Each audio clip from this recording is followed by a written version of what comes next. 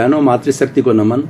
Channel 24+ news के खास विशेष मनमोहक अच्छा इंसान बनाने वाला, मानवता के सूत्र देने वाला, योग दर्शन शिक्षा की बातें बताने वाला, मनुष्य कैसे सुखी रह सके, हमारी लाइफ स्टाइल कैसी हो और हमें प्रतिदिन जो हम एक्टिविटी करते हैं संतुलित रूप से कैसे करें और हमारी भारतीय संस्कृति के जो गिरते मूल्य है उनकी पुनर्स्थापना हम कैसे करें, एक आइडियल लाइफ को कैसे प्राप्त करें, हमारी नकारात्मक सोच को हटा करके उसकी जगह हम सकारात्मक कैसे बने, दुख में से सुख निकालने की कला बताने वाला पुनरुत्थान कार्यक्रम में आपका हार्दिक स्वागत है, अभिनंदन, सत्कार है। पुनरुत्थान कार्यक्रम में प्रतिदिन नए नए विषयों के साथ में प्रवेश होते, प्रतिदिन नया विषय, नई सोच, नई बात, नई दृष्टि बताई जाती है। एवरीडे न्यू, पुरानी चीज नहीं बताई जाती है और उस विषय को होलिस्टिक बनाया जाता है, सांगोपांग बनाया जाता है, मल्टी डायमेंशनल बनाया जाता है, उसमें शोध परक सामग्री डाली जाती है ताकि हर वर्ग के व्यक्ति, हर उम्र के व्यक्ति, हर इंटरेस्ट के व्यक्ति, हर रुचि के व्यक्ति और हर मानसिक स्तर के व्यक्ति के लिए उसमें से कुछ न कुछ ऐसी सामग्री मिले जिससे वह अपने जीवन का निर्माण करे। इसी क्रम के अंदर आज हमें एक बहुत हिम्मत दिलाने वाला, हमें साहस देने वाला विषय को लेकर के हम आपके सामने प्रस्तुत हो रहे हैं। आज का हमारा विषय है मुसीबत जो है वो बिखरने के लिए नहीं, निखरने के लिए। भाई और बहनों, दर्शकगण, श्रोतागण, बहुत ही सुंदर विषय है और ये विषय हमारे में जोश भरने वाला है। कबीरदास जी ने क्या कहा कि दुख में सुमिरन सब करे और सुख में करे ना कोई, जो सुख में सुमिरन करे तो दुख काहे का हो। यानी व्यक्ति जब सुख में हो जाता है तो वो सब चीज भूल जाता है, ईश्वर को भूल जाता है, कानून कायदे भूल जाता है, नियम भूल जाता है और वह फूल जाता है। और जब दुख में आता है तो इतना निराश हो जाता है कि वो डिसअपॉइंट होकर के और जो है वो कई तरह की जो बीमारियों से ग्रस्त हो जाता है। तो ऐसी स्थिति के अंदर जो है हम किस तरीके से संतुलित रहें, वो आज का विषय है कि जब कभी व्यक्ति में मुसीबत आ जाए तो घबराना नहीं चाहिए, उसके अंदर हमको धैर्य रखना चाहिए। व्यथा नहीं, व्यवस्था करो, प्रशंसा नहीं, प्रस्तुति करो। और हमें अगर कोई भी दिक्कत आ गई है उसके लिए रोने से कुछ नहीं होगा, उसके अंदर रोने से हमारा काम और बिगड़ेगा। आप धैर्य रखिए और उस धैर्य रखने से जो आपके साथ में अच्छे साथी मिल सकते हैं और वो साथी आपका सहयोग कर सकते हैं। क्यों कि मनुष्य एक सामाजिक प्राणी है, वह समाज में रहता है, समाज के बिना मनुष्य जी नहीं सकता। वो समाज में किसी से सहयोग लेता है और किसी से सहयोग देता है, इसी से सारा समाज बनता है। मनुष्यों की इकाई को समाज कहा जाता है। पशुओं और पक्षियों का भी समाज होता है, उसको समझ बोलते हैं, खाली एक मात्रा का अंतर होता है क्योंकि हर एक ग्रुप में रहना चाहता है, हर एक समूह में रहना चाहता है। आपने देखा होगा कि हमारे यहाँ पर विदेशों से जो है राजस्थान में गर्मी के दिनों के अंदर बहुत कई तरह के पक्षी जो यहाँ अभ्यारण्य के अंदर आते हैं और वो अभ्यारण्य के अंदर जैसे कि ताल छापर है वहाँ पर आया करते हैं और भी कई जगह आते हैं। तो वो पक्षी भी समूह में आते हैं और वो समूह में जीना पसंद करते हैं। जितने भी हमारे पशु है, हिरण को लीजिए, शेरों को लीजिए और जो है हमारे इन जो हाथियों को लीजिए, समूह के अंदर जीते हैं।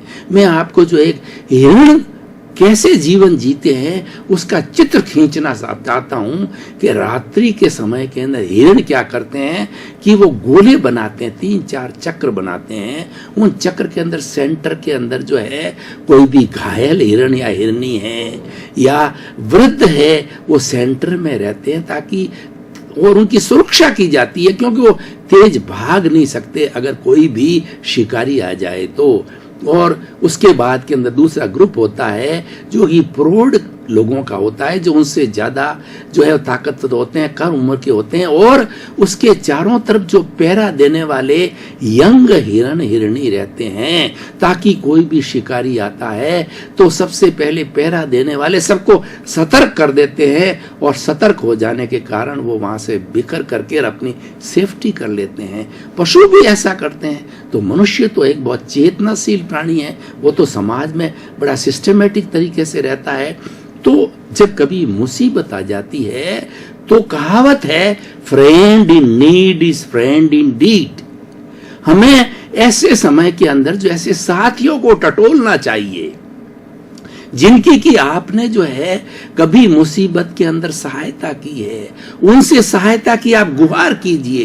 कैसी भी समस्या आ जाए, चाहे आपका आर्थिक संकट आ जाए, चाहे आपका बीमारी आ जाए, या घर के अंदर कोई गमी हो जाए, या बहुत बड़ा कि जीवन के अंदर ग्रस्त जीवन में कई तरह के संकट आते रहते हैं, तो ऐसे संकट के अंदर हमारे साथी जो कि परम मित्र होते हैं उनसे गुहार की जाती है, निवेदन किया जाता है, रिक्वेस्ट किया जाता है, अपनी तकलीफ बताई जाती है, तो निश्चित रूप से आपको सहयोग मिलता है।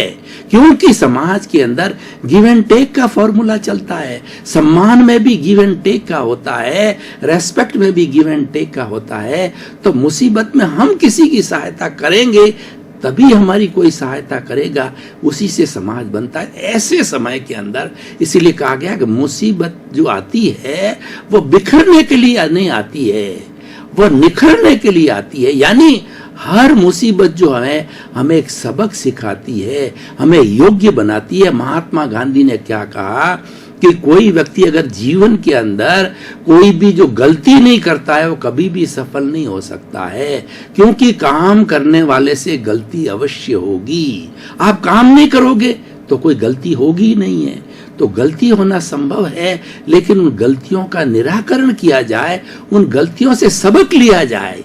यही आज का विषय है कि मुसीबत आती उसे सबक लो। एक राजस्थानी में कहावत है कि पानी आने से पहले पहाड़ बांधनी चाहिए। हमको ध्यान पड़ गया कि बारिश आने वाली है और हमारे गांव जो है वह खड्डे के अंदर है, तो उसके पहले पहले हमें पक्की जो है वो जो है पहाड़ बांध करके गांव की सुरक्षा करनी चाहिए, यानी प्री प्लानिंग करनी चाहिए। जो लोग प्री प्लानिंग करके चलते हैं वो जीवन में कभी दुखी नहीं होते हैं। उनको समय का नियोजन होना चाहिए। जो काम कल करना हो उसकी प्लानिंग आज दिमाग के अंदर बिठा दो कि कल मुझे क्या करना है। ऐसा नहीं कि हम काम करने के लिए आए और उस वक्त हड़बड़ाहट करें, हमारे पास साधन नहीं, भूल जाते हैं, वो काम होता नहीं है और हड़बड़ाहट के अंदर मुसीबत बढ़ जाती है, व्यक्ति गिर सकता है। हड़बड़ाहट के अंदर उसका दिमाग भी काम नहीं करता है। इसीलिए कोई भी व्यक्ति को अगर संतुलित जीवन जीना है, अपने जीवन में हड़बड़ाहट नहीं लानी है, तो प्री प्लानिंग करो, पूर्व नियोजन करो। ये सबसे अच्छी जीवन पद्धति है और ऐसे लोग जीवन में हमेशा सफल होते हैं। तो इसलिए भाई और बहनों, दर्शकगण, श्रोतागण, आज का जो विषय है वो धैर्य रखने का विषय है। जो धैर्यवान होता है वो हमेशा सफल होता है। धीरज का फल मीठा होता है, मेहनत का फल मीठा होता है, और धीरज रखने वाला, धैर्य रखने वाला मुसीबत से अवश्य ही पार चला जाता है। और देखिए, जीवन के अंदर उतार चढ़ाव हमेशा आते हैं। To struggle is life. संघर्ष ही जीवन में। ऐसा कोई नहीं, जो भगवान भी बने हैं उन सब का जीवन कितना संघर्षमय था। हम तो सामान्य व्यक्ति, हमारे जीवन में इतने संघर्ष नहीं आते हैं। राजा राम को देखिए, भगवान कृष्ण को देखिए, महात्मा गांधी को देखिए, स्वामी विवेकानंद को देखिए, और दयानंद सरस्वती को देखिए, और छत्रपति शिवाजी को देखिए, और महाराणा प्रताप को देखिए। कितने कितने संघर्ष झेले हैं। शायद सामान्य व्यक्ति इतने संघर्ष झेल ही नहीं सकता। कितनी मुसीबतों से उन्होंने सामना किया। महाराणा प्रताप को लीजिए तो उन्होंने तो एकदम शपथ खा ली थी कि मैं अकबर तुम्हारे को मेरी धरती पर नहीं रहने दूंगा, मेरी धरती, मेरा आकाश, मेरा पानी, और तुम मेरे पे शासन करो, मैं तुम्हें यहाँ नहीं रहने दूंगा। तो वो आक्रामक हो गया अकबर, और उनके पास में साधन कम थे। महाराणा प्रताप के पास में मुगलों की बहुत बड़ी सेना थी, तो उसका मुकाबला नहीं कर सके। तो उन्होंने धीरज रखा, वो जंगलों में छुप गए, और छुप करके भामा शाह जैसे सहयोगी, मैंने अभी बात की कि friend in need is friend in deed, Bhama Shah जैसे उनको सहयोगी मिले कि इतना अच्छा काम कर रहे हैं, देश की आजादी के लिए बात कर रहे हैं, मुगलों को खदेड़ने की बात कर रहे हैं। तो उन्होंने जाकर उनके चरणों में भामा शाह ने कहा कि हमारा तन मन धन सब आपका है। तो उन्होंने इतना सहयोग किया कि भीलों की सेना बनाई गई, और भीलों की सेना के साथ लड़ करके और अकबर को खदेड़ा गया, और उन्होंने कभी भी जो है उसके घुटने नहीं टेके, उसका जो है कभी भी उन्होंने जो है उसके साथ उसकी अधीनता स्वीकार नहीं की। तो भाई और बहनों, दर्शक श्रोतागण, आप जब मुसीबत आ जावे, घुटने मत टेकिए, आप धीरज रखिए, उसका सॉल्यूशन निकालिए, व्यथा नहीं, व्यवस्था करो। ये मुसीबत आई है, इस मुसीबत का कारण क्या है और इसका निवारण क्या है, वो देखना चाहिए। मान लीजिए कोई व्यक्ति बहुत अच्छा धंधा कर रहा है, और करते करते उसको अचानक जो है वो उसको घाटा लग गया, और घाटा लगने के बाद मांगने वाले सब ऊपर आकर के पड़ गए। तो वो कहते हैं कि तुम तो दिवालिया हो गए, पर वो धीरज रखता है, क्योंकि समय बड़ा बलवान होता है। तुलसी नर का क्या बड़ा और समय बड़ा बलवान, काबा लूटी गोपियां और वही अर्जुन वही बाण। देखिए गांडीव जो उनका धनुष था अर्जुन का, उससे लोग जो कांपते थे, लेकिन उसका बुरा समय आया तो उसकी प्रिय गोपियों को जो है वो मीणा लोगों ने लूट लिया उसके सामने, और जो है अर्जुन कुछ नहीं कर सकता। बुरा समय आता है तो कहा जाता है कि तन के कपड़े भी साथ छोड़ देते, लेकिन घबराना नहीं, वो हमको मजबूत बनाने के लिए आए हैं, वो हमारी परीक्षा लेने के लिए आए हैं। अगर उस परीक्षा के अंदर हम उत्तीर्ण होते हैं तो हम बहुत पावरफुल बनते हैं, निखर जाते हैं। तो बिखरना नहीं, हमको निखरना है। तो देखिए ऐसे समय के अंदर व्यक्ति को ठंडे दिमाग से सोचना चाहिए। मान लीजिए कि मेरे पे करोड़ रुपए का घाटा है, तो असेसमेंट करे कि मेरे पास तो 2 करोड़ रुपए की प्रॉपर्टी है, तो वह एक प्लानिंग बनावे कितने कितने लोगों को मुझे जो पैसे चुकाने हैं।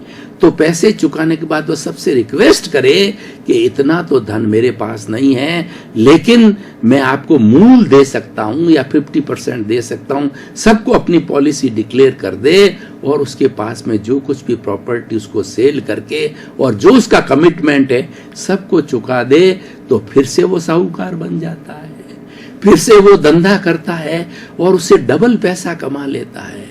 क्योंकि नीति में बरगद होती है। ये फल किसका है? ये धैर्य का फल है। इसीलिए जीवन के अंदर कभी भी धीरज मत छोड़िए, और मुसीबत आ जावे तो कभी भी नर्वस मत होइए। ये सबसे बड़ा इस एपिसोड से हमको सबक लेनी है भाई और बहनों, दर्शकगण, श्रोतागण। ये आज एपिसोड जो है मैं हमारे भारत के युवाओं को समर्पित करता हूं, और उनसे करबद्ध निवेदन करता हूं कि उनका जीवन बहुत लंबा है। भारत में 80 करोड़ युवा हैं, और वो देश का निर्माण करेंगे, समाज का निर्माण करेंगे, और उनके पास में बहुत बड़ी संभावना है, बहुत बड़ा समय है देश का, जीवन का, परिवार का निर्माण करने का है।